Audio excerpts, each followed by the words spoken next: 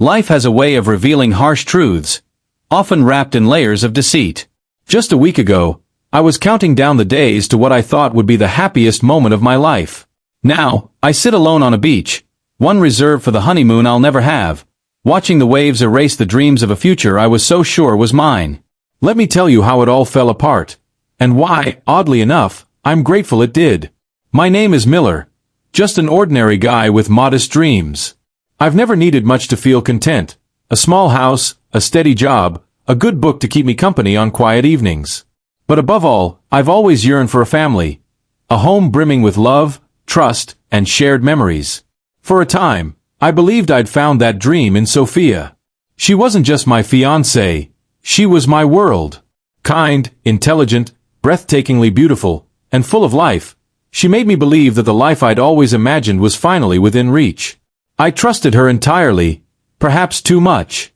But trust is fragile. When you give it to someone, it's like offering them a piece of your soul. If they shatter it, they leave you questioning everything you thought you knew. Not just about them, but about yourself. The past few days have been a blur of confusion and pain, the kind where you replay every memory, every conversation, trying to pinpoint where it all began to unravel. I'm not sharing this story for sympathy.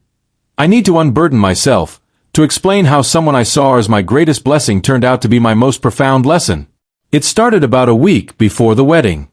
Up until then, everything seemed normal, or so I thought. Sophia and I were caught up in the final whirlwind of preparations. Confirming the guest list, ensuring the venue was perfect, triple-checking the cake details. It was all about creating the perfect day, the one we'd dreamed of. But then, Sophia began to change. At first, it was subtle. She seemed distant, her usual calm and thoughtful demeanor replaced by tension. Simple questions were met with curt replies. When we sat down to plan, she'd often zone out, her eyes distant, as though she wasn't fully present. If I tried to discuss wedding details, she'd brush me off with, "It's fine. I'll handle it." I told myself it was just pre-wedding stress. After all, everyone says weddings are overwhelming. The endless decisions, the family dynamics, the pressure to make everything flawless. I thought she'd open up when she was ready, so I gave her space.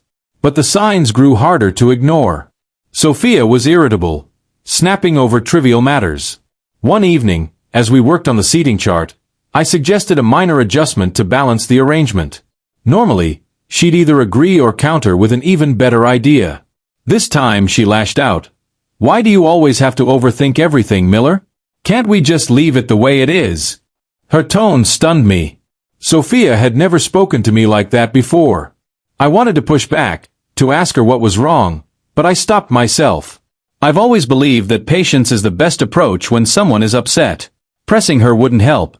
It might only drive a deeper wedge between us. I told myself it wasn't her speaking. It was the stress. This wasn't the warm, understanding woman I'd fallen in love with. She just needed time. But 3 days before the wedding, everything came crashing down. 3 days before the wedding, Sophia asked if we could talk. Her voice carried a heaviness I hadn't heard before, and for a fleeting moment, I thought she was finally going to confide in me, to share whatever had been troubling her. We sat in the living room, a place that had once been filled with laughter and shared dreams, now weighed down by an unfamiliar tension. She wouldn't meet my eyes, instead fidgeting with the edge of her sleeve, a telltale sign that something was deeply wrong. "Miller," she began, her voice barely above a whisper. "I need to tell you something, and I don't know how you're going to take it." My heart sank. A cold wave of anxiety swept over me as I braced myself for what was to come. I wanted to reassure her, to tell her that whatever it was, we could face it together, but the words caught in my throat. She took a deep breath and continued, "I don't think I can do this. I don't think I can marry you." For a moment, I thought I hadn't heard her correctly.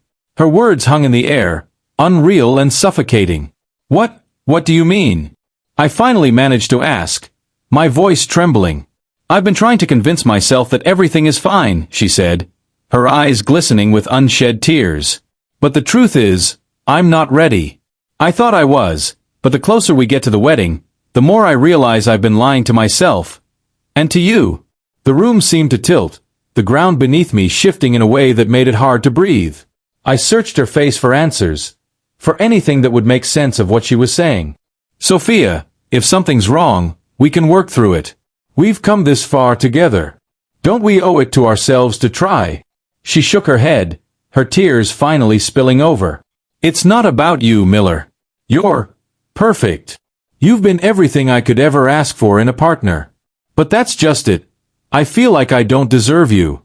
I've been holding on to doubts for months, and I kept telling myself they'd go away. But they haven't. And it's not fair to you for me to go through with this when my heart isn't fully in it. Her words cut deeper than any physical wound ever could. This woman, the one I had planned to spend my life with, was standing before me, confessing that she didn't see the same future I did. I sat there in stunned silence, the weight of her confession pressing down on me. 1,000 questions raced through my mind, but none seemed worth asking. The truth was laid bare. The life I had been building, the dreams I had woven so carefully, were unraveling in real time. Eventually, I found my voice. Why didn't you tell me sooner? She looked away, guilt etched into her features. I was scared, she admitted. Scared of hurting you, of disappointing everyone, of admitting to myself that I wasn't ready. I thought maybe if I just went through with it, the doubts would disappear. But they didn't. And I couldn't go through with the wedding knowing I might regret it. Her honesty was brutal, but it was also undeniable. There was nothing left to argue, no point in trying to convince her otherwise. She had made her decision, and no amount of persuasion would change that. The next few days were a blur of cancellations, awkward conversations with family and friends, and endless questions I didn't have the energy to answer.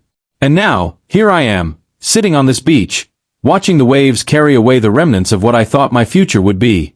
But as I sit here, something unexpected begins to settle in my chest.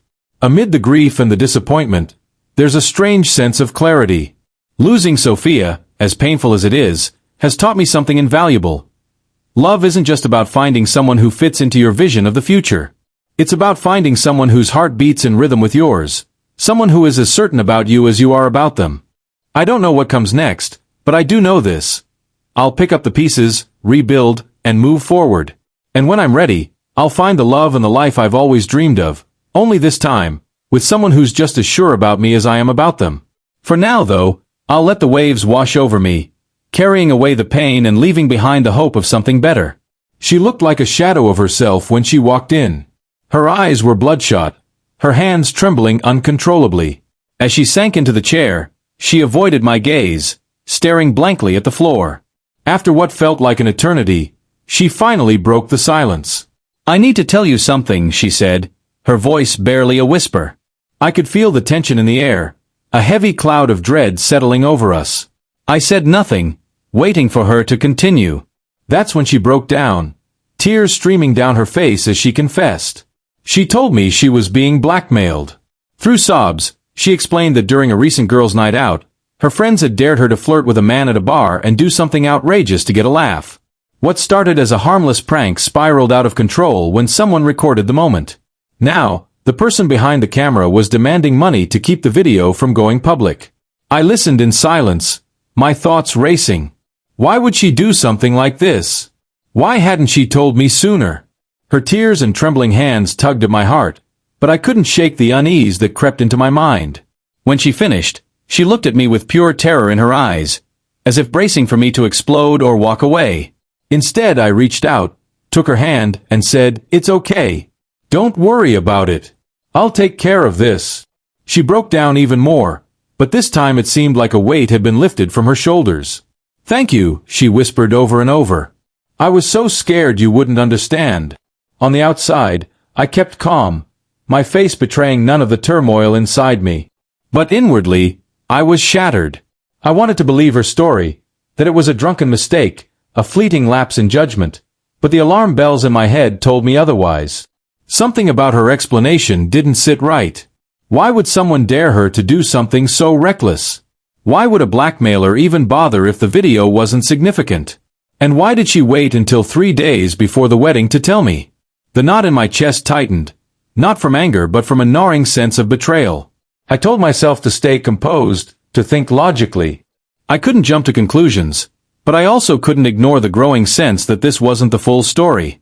Sophia seemed to think my calm response meant I had forgiven her. She started smiling again, even joking, once all this stress is behind us, we'll laugh about it someday.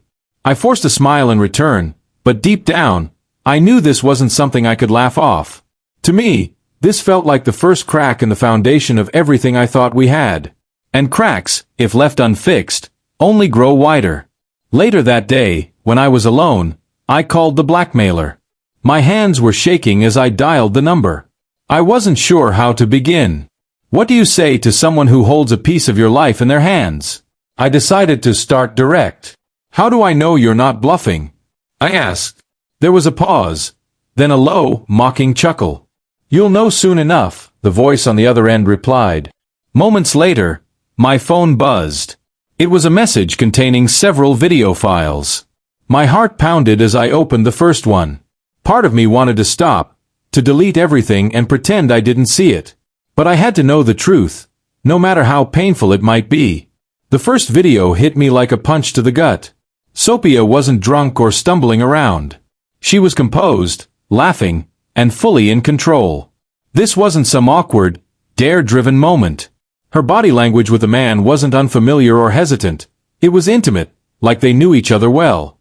I told myself maybe that was the worst of it, that this one video was a mistake she deeply regretted. But as I opened the next file and the next, the truth became undeniable. These weren't isolated moments. The videos were from different days, different places, all featuring the same man. This wasn't a drunken lapse in judgment. It was a pattern, a secret life she'd been hiding for months. The story she'd told me was just enough to make herself seem like a victim, a pawn in someone else's cruel game. But the evidence told a different story. By the time I reached the last video, my world had crumbled. Every piece of trust, every memory, every promise between us felt tainted. Sophia thought this ordeal had brought us closer, that we'd come out of it stronger. But for me, it was the beginning of the end. A crack in the wall that revealed the entire foundation was flawed. And I knew, no matter how much it hurt, I had to face the truth. The man's face was familiar, not because I had seen him in person, but because Sophia had posted pictures of him on her Instagram stories. Nothing overt, just group photos, passing comments, and subtle interactions. But when pieced together, it all made sense. This wasn't random. This was deliberate. I leaned back in my chair, staring at the screen as my mind raced, though my emotions felt eerily calm. Sophia thought she could control the narrative, feed me a half-truth and move on as if nothing had happened. She underestimated me. The evidence was undeniable. It wasn't just their photos or the way they interacted in comments. It was the patterns, the subtlety of it all. It hit me like a cold realization. This wasn't a coincidence. And as I sat there watching their digital story unfold, I made a decision. I wouldn't confront her. Not yet. I wouldn't scream, cry, or let her see the depth of my hurt. Instead, I'd ensure she and her lover felt the full weight of their betrayal. They thought they could hide in the shadows, but I was about to flood their world with light. The thing about betrayal isn't just the pain, it's the transformation it brings. In that moment, I felt something inside me shift. I wasn't going to let this break me. I was going to use it as a weapon. The following days felt surreal. We continued with the wedding plans like nothing was amiss. We picked out flowers, finalized seating charts, and even went cake tasting. Sophia looked relieved, even happy, as if the worst was behind her. Little did she know, I was holding the kind of truth that could dismantle her entire world. I played my role to perfection, smiling at the right moments, nodding along in conversations, and staying calm when I felt like screaming. It wasn't for her. It was for me. Her sense of security would make what was coming even more devastating. While Sophia busied herself with last-minute dress fittings, I was making moves of my own. I uploaded the damning videos to an anonymous account and scheduled them to go live early on our wedding day. The timing was crucial. By the time the world woke up, her carefully curated image would be in tatters. And it wasn't just about Sophia. The man in the videos, a high-ranking executive with a sterling reputation, wouldn't just take a hit. His career would implode. I knew exactly what I was doing. The morning of the wedding arrived, and everything unfolded like clockwork. I was already packed and ready to leave when Sophia stirred awake. Her phone buzzed incessantly. Calls, messages, notifications flooding in. At first, she looked confused, groggy from sleep. But as she unlocked her phone and began reading, her expression morphed into one of horror. I stood there, silent, watching her piece it all together. Her hands trembled as she scrolled through the messages. "What's happening?" she whispered, her voice barely audible. I met her panicked gaze, my face a mask of indifference. "You should probably check social media," I said before turning and walking out the door. By the time I stepped outside, the chaos I had unleashed was already spiraling. The videos had gone viral, shared and reshared at lightning speed. Social media was ablaze with her name and his, their reputations shredded for all to see. Sophia's perfect facade had crumbled, and the untouchable executive's career was in flames.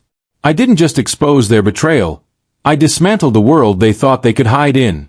As I walked away, I felt no regret. They had chosen this path, and now they had to face the consequences. I knew deep down that his career was beyond saving. And truth be told, I felt no guilt at all. As I boarded my flight, I did what I had to do. I blocked Sophia and her entire family.